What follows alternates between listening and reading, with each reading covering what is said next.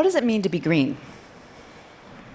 Most of us associate being environmentally friendly with things like recycling, driving hybrid cars, and consuming less. That's certainly how I used to think. I was raised on a goat farm, where we grew our own vegetables and heated with wood.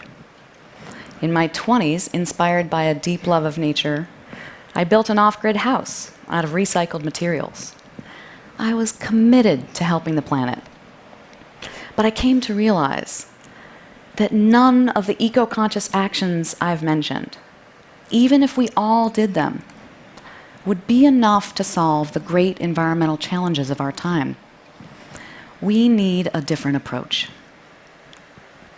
So I joined 17 other environmental philanthropists, scholars, and scientists in co-authoring an Eco Modernist Manifesto.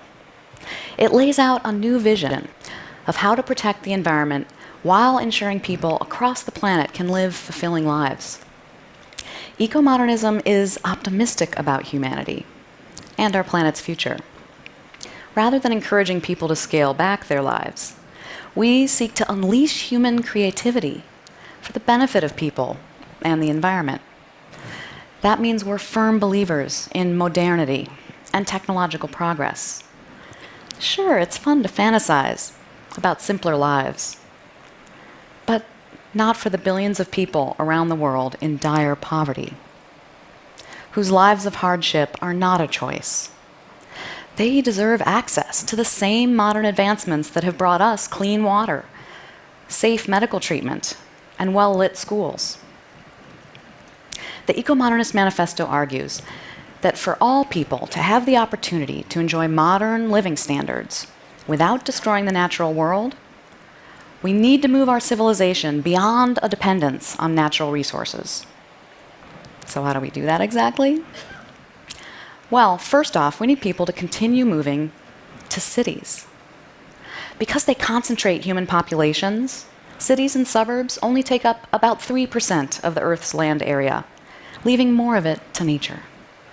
Since people in cities don't grow all their own food, urban migration also drives increases in farm productivity, resulting in more food being grown on less land. Cities can be dirty and isolating, but they also give people, especially women, important opportunities to improve their lives. For everyone to have the chance to join the modern world, we're going to need a lot more energy. To meet this demand without overheating the planet, we need to rapidly transition to energy sources that are clean, cheap, and dense. Wind and solar will be part of the mix, but they won't be enough on their own. Like all energy technologies, they have some serious downsides. They're the opposite of dense, requiring huge amounts of land and natural resources.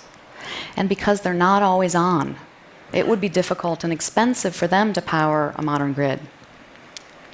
Nuclear energy, on the other hand, provides 24/7 power and has a proven track record of being able to quickly scale up to power a modern society.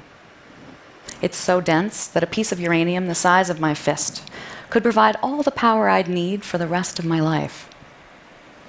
It may be an uncomfortable truth, but nuclear holds enormous potential for both the environment and human civilization. I know the concerns: safety, waste, and cost. But after overcoming my own assumptions about them, I've learned these issues are not as insurmountable as most people think.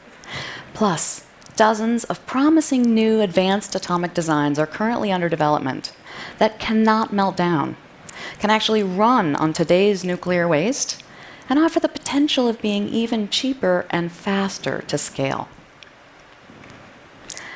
I believe that human prosperity and an ecologically vibrant planet are not only possible, but inseparable.